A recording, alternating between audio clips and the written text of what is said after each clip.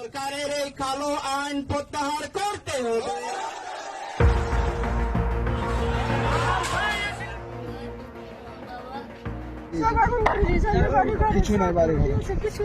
బెంగాల్ ముర్షిదాబాద్లో రీసెంట్గా జరిగిన వైలెన్స్ వల్ల స్ట్రీట్స్ అన్ని బ్లడ్తో నిండిపోయాయి. ఫ్యామిలీస్ అంతా వాళ్ళ ఇళ్లను వదిలేసి భయంతో పిల్లల్ని తీసుకొని పారిపోయారు. వెరీ హార్ట్ బ్రేకింగ్ కదా.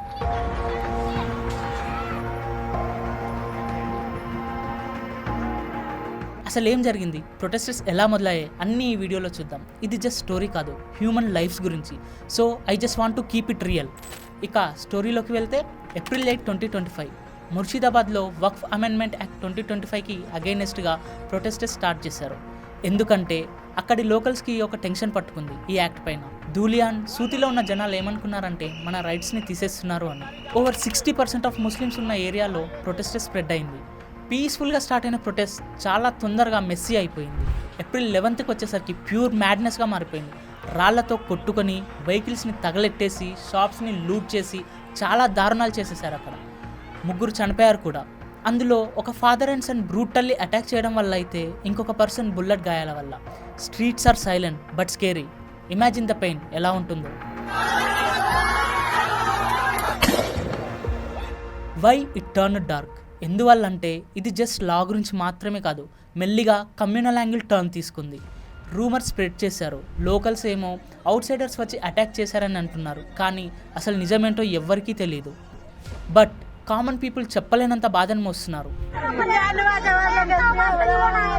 Hundreds of people, mostly women and children, Bhagirathi రివర్ని క్రాస్ చేసి మాల్దాకి పారిపోయారు.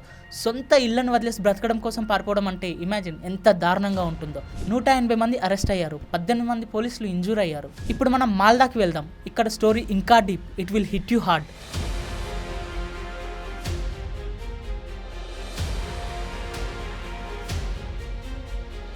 500కి పైగా జనాలు, ఆడవాళ్ళు, పిల్లలు బోట్లో ముర్షిదాబాద్ నుంచి మాల్దాకి ప్రాణాలు అరచేతిలో పట్టుకొని వచ్చారు. అక్కడ బైస్నామ్ నగర్లో షెల్టర్ తీసుకున్నారు. పర్లాల్పూర్ హై స్కూల్లో క్యాంప్ వేశారు వాళ్ళ కోసం. ఒక తల్లి, నా పిల్లలతో వచ్చా, నా ఇల్లు కాలిపోయింది అని అంటుంటే ఎలా ఉంటుంది చెప్పండి. వాలంటీర్స్ ఫుడ్, వాటర్ సప్లై చేస్తున్నారు, కానీ అక్కడ జనాలు ఇంకా భయంలోనే బ్రతుకుతున్నారు. ఒక్క రూమర్ అక్కడంతా తగలబెట్టేసింది. ప్రొటెస్ట్ లా గురించే స్టార్ట్ అయినా సోషల్ మీడియాలో ఫేక్ వీడియోస్, రూమర్స్ వల్ల కమ్యూనల్ క్లాషెస్ మొదలయ్యాయి. ఇక్కడ బోత్ కమ్యూనిటీస్ హర్ట్ అయ్యాయి. హిందూ, ముస్లిం అని తేడా ఏం లేదు. హ్యూమన్ లాస్ ఇది. Nobody is winnowing here. ఇక్కడ వైలెన్స్ మాత్రమే కాదు, పొలిటికల్ గేమ్ కూడా మొదలైంది. బీజేపీ సువేంద్రు అధికారి 400కి పైగా భయంతో పారిపోయారని అంటుంటే టీఎంసీ ఏమో బీజేపీ ఫేక్ న్యూస్ స్ప్రెడ్ చేస్తుందని అంటుంది.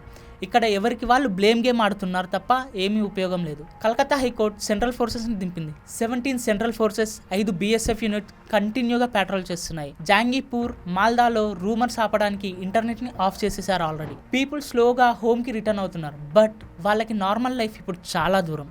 భయంతో డైలీ లైఫ్ లీడ్ చేయడం అంటే ఎలా ఉంటుందో జస్ట్ ఇమాజిన్. అక్కడ లోకల్ పీపుల్ చెప్పే స్టోరీస్ వింటే మన హార్ట్ మెల్ట్ అయిపోతుంది. ఒక దులియన్ ఉమెన్, మా ఇళ్ళన్నీ తగలబడిపోయాయి అంటుంటే ఇంకో ఫ్యామిలీ చెప్పింది, పీస్ఫుల్గా ప్రొటెస్ట్ ప్లాన్ చేసాం, అవుట్ సైడర్స్ నాశనం చేశారు అని. కానీ ఫైనల్గా పెయిన్ మాత్రం కామన్ పీపుల్కే కదా.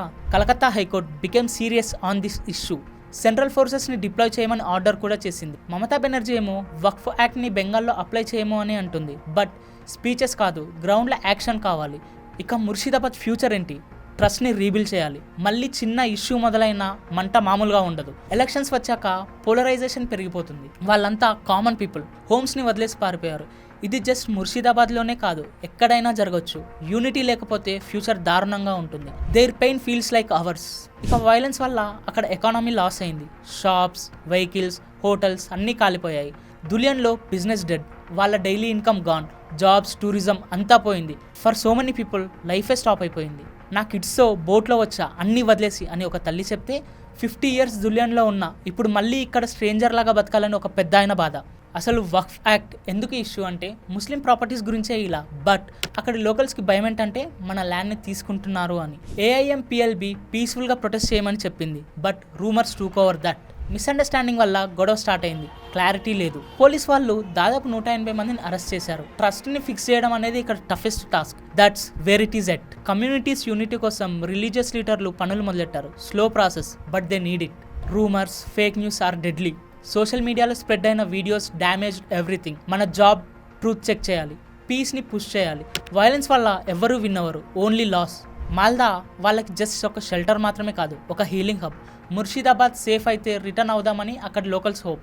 ముర్షిదాబాద్ ఇష్యూ వాళ్ళ హిస్టరీలోనే సెన్సిటివ్ స్పాట్. పాస్ట్లో నవాబ్స్ టైంలో ఇలా జరిగింది. ఈ వైలెన్స్ వాళ్ళకి ఒక రిమైండర్, యూనిటీ లేకపోతే హిస్టరీ రిపీట్ అవుతుందని.